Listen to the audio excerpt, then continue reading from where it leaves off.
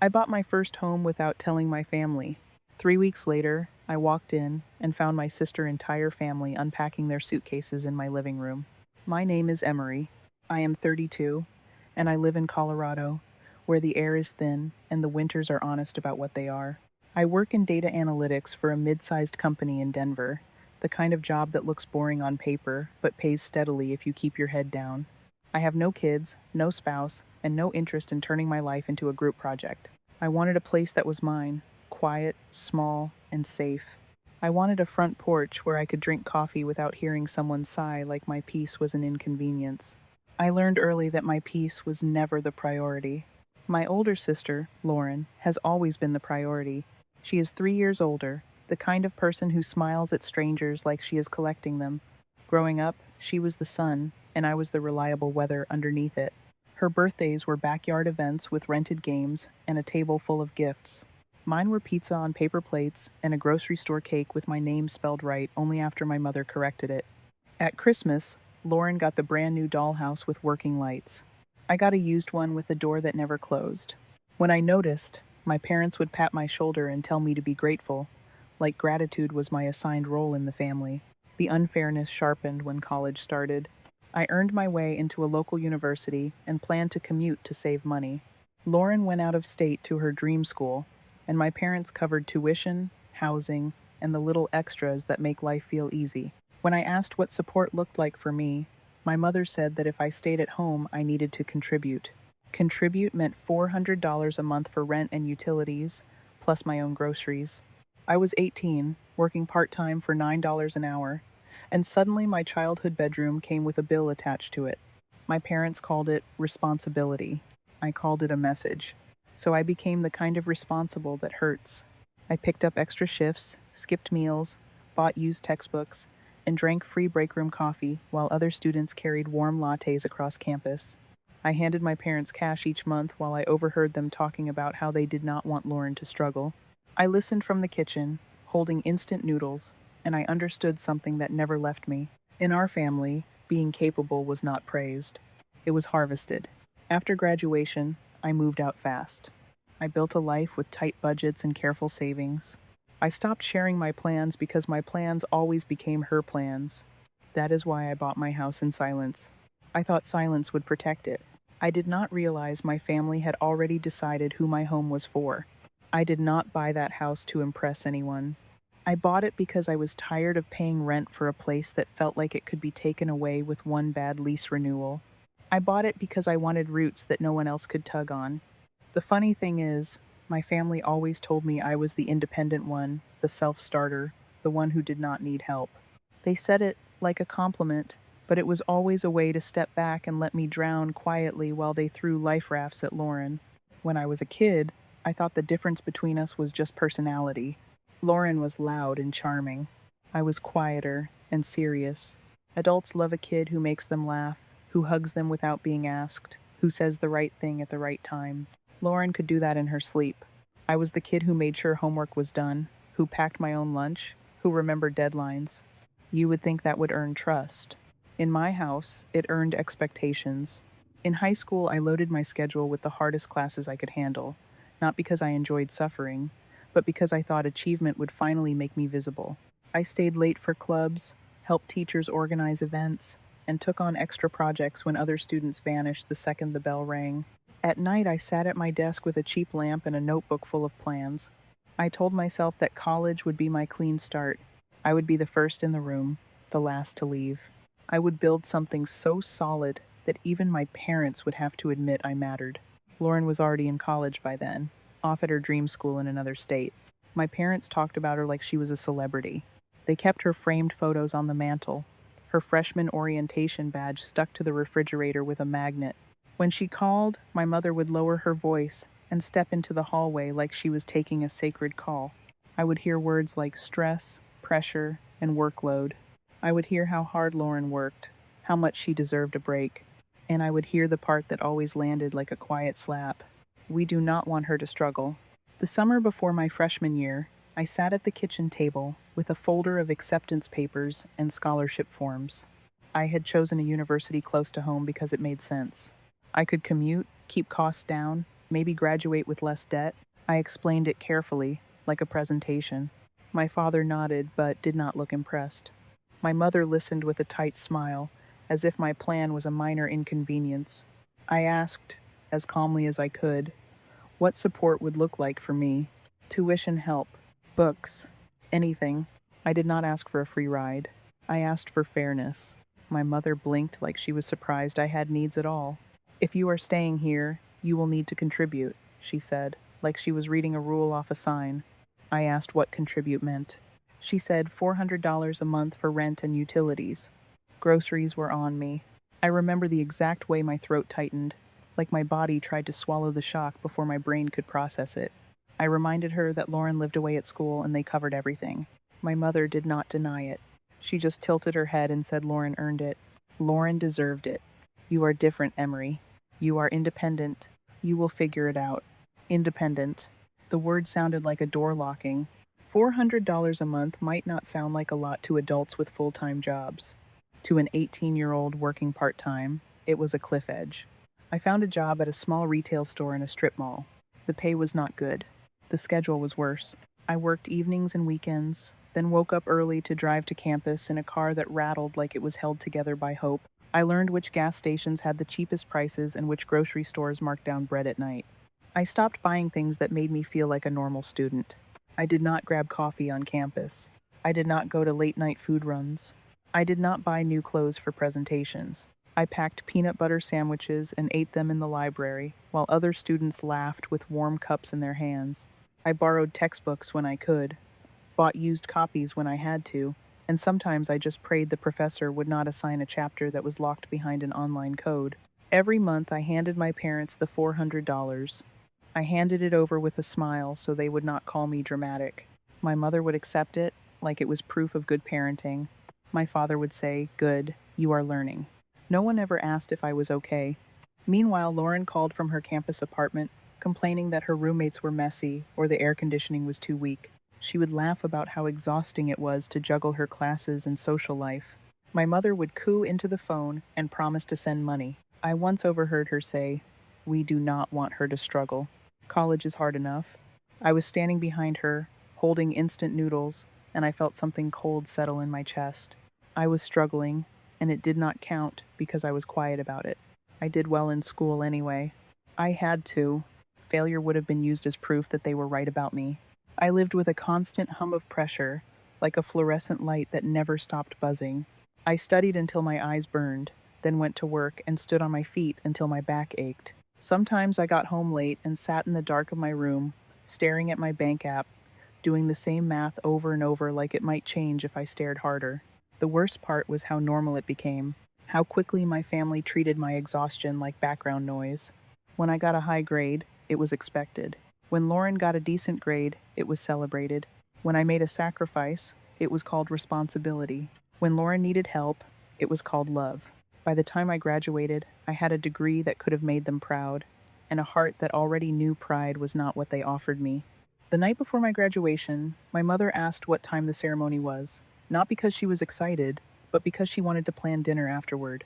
I looked at her and realized that no matter how far I ran, I would always be the one they leaned on without ever lifting. That is what my house was supposed to change. I thought distance and silence could finally build a wall. I did not know my family had been practicing how to climb over it for years. College did not feel like freedom to me. It felt like a test I was never allowed to fail. Every morning, I drove across town before sunrise, my windshield fogged from the cold, my coffee a bitter blend I made at home, because buying it on campus felt irresponsible. I parked in the farthest lot because it was cheaper, then walked past students who looked rested, relaxed, and unburdened in a way I never learned how to be. I was already carrying rent in my head before my first class even started. My schedule was packed tight, classes during the day, work in the evenings. Weekends were not for rest. They were for extra shifts. I worked retail at first, then picked up freelance tech work when I could, teaching myself skills late at night, because no one was going to invest in me if I did not invest in myself. I learned to function on less sleep than my body wanted and more stress than it could comfortably hold. I told myself it was temporary. I told myself it would be worth it. At home, nothing changed except the expectations. My parents did not see a student trying to survive. They saw a tenant who needed to pay on time. Every month, like clockwork, I handed over $400. Cash. My mother preferred cash. She would count it carefully, tuck it into her purse, and nod like a manager approving a transaction. Sometimes she would say, "Good job." Sometimes she would say, "This is how the real world works." She never asked how many hours I worked to make that money. I bought my own groceries and learned which meals could stretch for days. Rice, eggs, peanut butter, whatever was cheap and filling. I did not complain, because complaining only made things worse. My parents had a way of reframing my pain into a lesson. If I was tired, I needed better time management. If I was stressed, I needed thicker skin. If I was overwhelmed, that was just adulthood arriving early. Lauren, meanwhile, floated through her college years like someone protected by an invisible net. She lived in a nice apartment near campus. My parents paid her rent. They sent money for groceries. They covered books without blinking. When she called home, it was always about how busy she was, how hard her classes felt, how much pressure she was under. My mother listened with sympathy that bordered on reverence. She offered solutions. She offered reassurance. She offered money. I once overheard my mother telling a friend that Lauren was working so hard and that they did not want her to struggle. The word struggle hit me like a quiet insult. I was struggling. I was struggling every day. But my struggle was invisible because I did not package it in a way that made people feel needed. There were moments when the unfairness felt so sharp it made my hands shake. Like the time Lauren complained about her car needing repairs, and my parents immediately offered to help her buy a new one. I was driving a car without air conditioning in the middle of summer, the windows down, sweat sticking my shirt to my back. I did not mention it. I did not want to hear another speech about independence. I learned quickly that success was the only acceptable emotion for me. If I did well, it was expected. If I struggled, it was inconvenient. I could not be weak. I could not be needy. Those roles were already filled. So I became efficient. I learned how to say no to things that made me happy and yes to things that kept me afloat. I skipped social events. I left campus early. I studied alone. I built my life in quiet increments, never asking for applause because I knew it would not come. When graduation approached, I felt more relief than pride. I had survived something no one acknowledged. I graduated with honors, a degree in a field that promised stability, and a resume built on exhaustion. My parents attended the ceremony, but it felt procedural. My mother asked where we were going to eat afterward. My father checked his watch. There was no party, no banners, no speeches about how proud they were. My mother made dinner at home and said she did not want to make a fuss. I sat at the table, diploma still warm in my hands, and realized something that hurt more than the money ever did. My achievements did not inspire joy in them. They inspired comfort, comfort that they did not need to worry about me. Lauren's graduation, a year later, was a completely different event. There was a venue, a catered buffet, extended family, photos everywhere. My parents beamed like they were accepting an award. I stood in the corner, clapping politely, feeling like a guest at someone else's celebration. That was the moment something in me shifted. Not anger, not jealousy, something colder and clearer. I stopped expecting fairness. I stopped hoping for balance. I stopped waiting for them to notice me. I understood that in our family, I was not the one who would be lifted. I was the one who was supposed to hold things up quietly. After graduation, I moved out as soon as I could. I found a small apartment, nothing fancy, but it was mine. I worked, saved, and kept my life deliberately small. I shared less with my family because every detail became a tool. If they knew too much, it stopped being mine. That is how I learned to survive. Alone, carefully, without backup. And that is why, years later, when I started thinking about buying a house, I did not tell a single one of them. I already knew what would happen if I did. I did not wake up one day and decide to buy a house. It crept up on me slowly, the way real decisions do. First, it was the rent increase notice taped to my apartment door. Then it was the realization that I had lived in that same cramped place for years, pouring money into something that never felt secure. Then it was the quiet thought I barely let myself finish. I could actually do this. I ran the numbers obsessively. I checked my savings late at night, the glow of my phone lighting up the ceiling while the city outside went quiet. I had been careful for so long that the math finally worked in my favor. I had no debt beyond what I could manage. I had a steady income. I had discipline. I did not have a safety net, but I never had. That had never stopped me before. I told no one. Not because I wanted to be secretive, but because experience taught me that sharing turned into surrender. Any plan I mentioned stopped being mine. It became a discussion, a suggestion, a family matter. I wanted this to belong to me from start to finish. I started browsing listings after work, scrolling through photos of places that felt real but unreachable. Big houses made me nervous. I did not want echoes. I did not want empty rooms waiting to be filled by expectations. I wanted something small, something that matched the life I actually lived. 2 bedrooms, a porch, a yard I could take care of without help. While I was quietly moving forward, life around me continued the way it always had. My sister, Lauren, was struggling again. That was how everyone framed it. She and her husband lived in a small apartment with their 3 kids. He bounced between jobs. She complained constantly about space, about noise, about how hard it was to manage everything. My parents stepped in, as they always did. Money here, babysitting there, weekend help, emergency funds. I heard about it in passing, through comments dropped into conversations like background noise. I kept my responses neutral. I did not offer opinions. I did not offer help. I had learned that any engagement only reinforced the idea that I was part of the solution to problems I did not create. The house search stayed quiet until it did not. Someone at work mentioned it casually. I did not think much of it at the time. Colorado is smaller than people think. News travels sideways. Within a week, my phone rang. My mother sounded cheerful in a way that made my shoulders tense. She asked why I had not told her I was looking at houses. I played it down. I said I was just browsing. Nothing serious. I could feel the conversation shifting before she even finished her sentence. She said she and Lauren had been talking. She said they had ideas.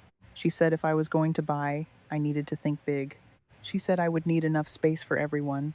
She talked about bedrooms, schools, proximity. She spoke like the decision was already half made. I hung up with a polite excuse and sat in my car staring at the steering wheel. The pattern was too familiar. Something that belonged to me was already being reimagined as a resource for the family. The messages started almost immediately. Listings filled my phone. Large houses, 4 bedrooms, 5 bedrooms, places with pools and finished basements. Every suggestion came with commentary that had nothing to do with me. The kids would love this. Your brother-in-law could set up an office here.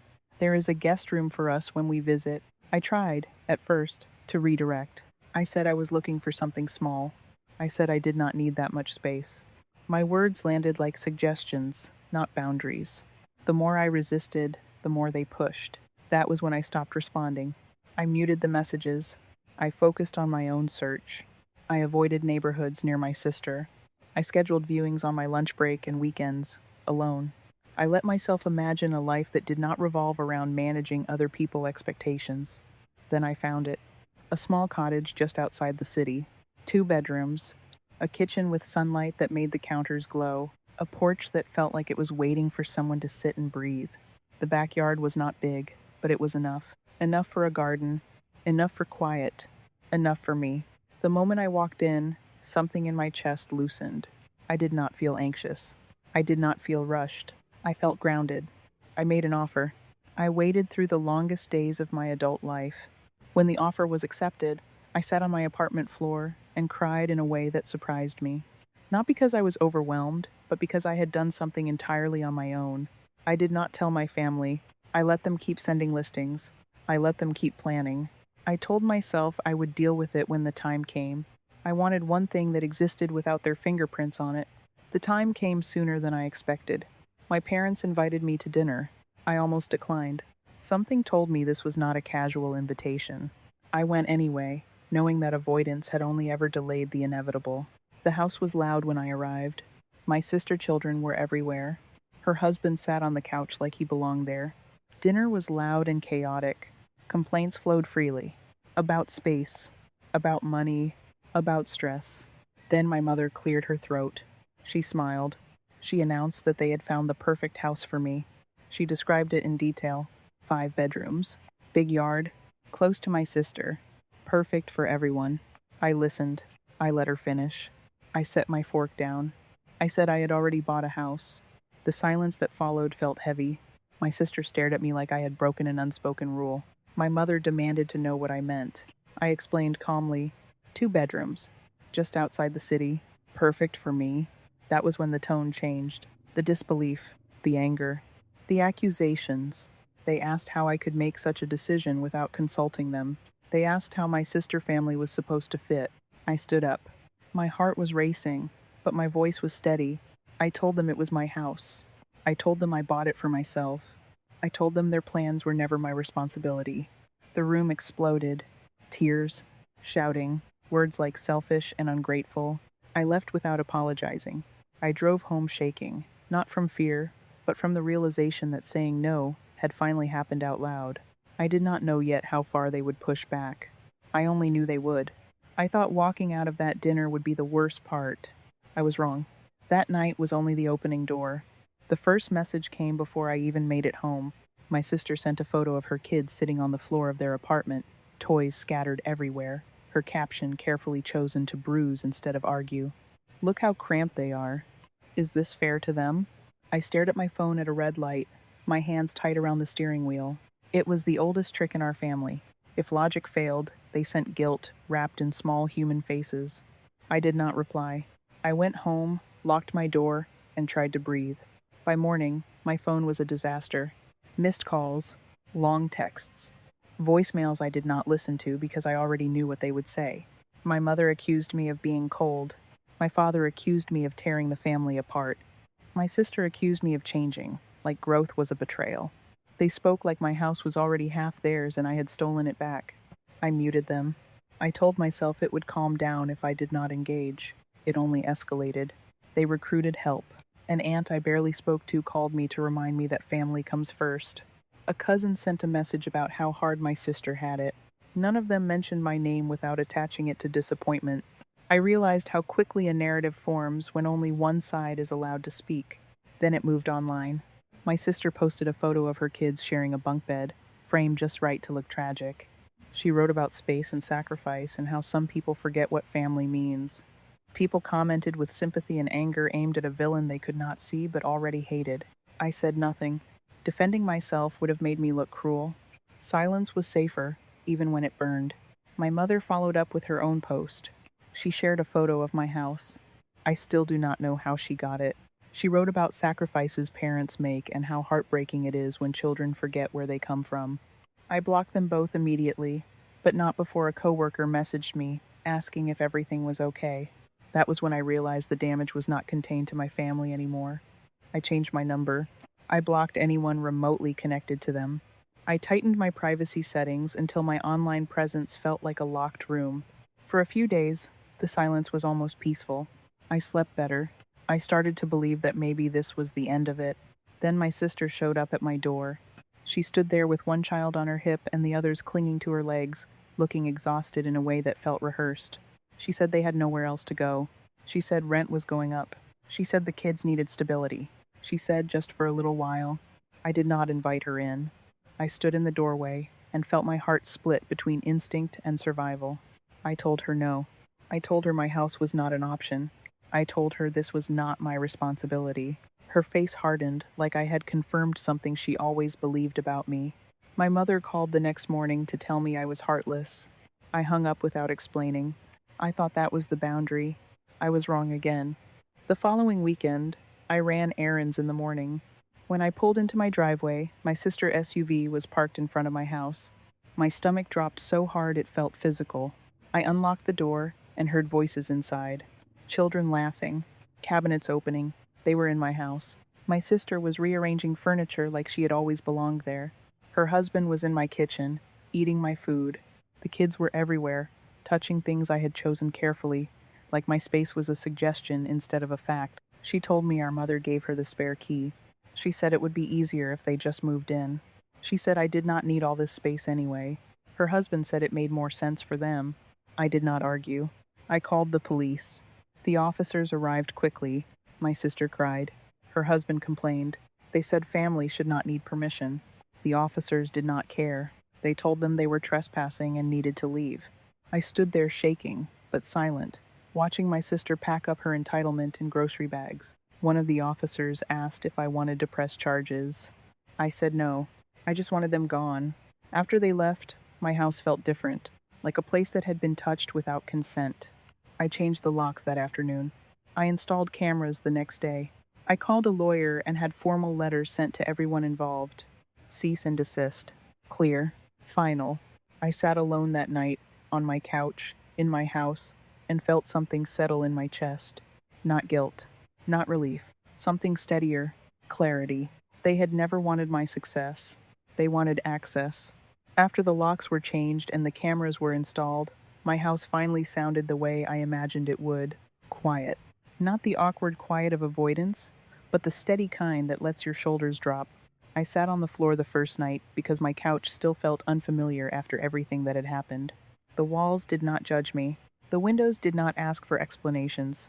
For the first time, nothing in my space demanded that I shrink to make room for someone else's comfort. I did grieve. Not the relationship I had with my family, because I had already learned to survive without that. I grieved the idea that things could have been different. I grieved the version of parents who might have said they were proud, without adding conditions. I grieved the sister I never really had, only managed. That grief came in waves, usually late at night, when there was no one left to disappoint. But something else came too. Relief, the kind that settles deep and does not ask permission. I realized that my family never struggled with my independence.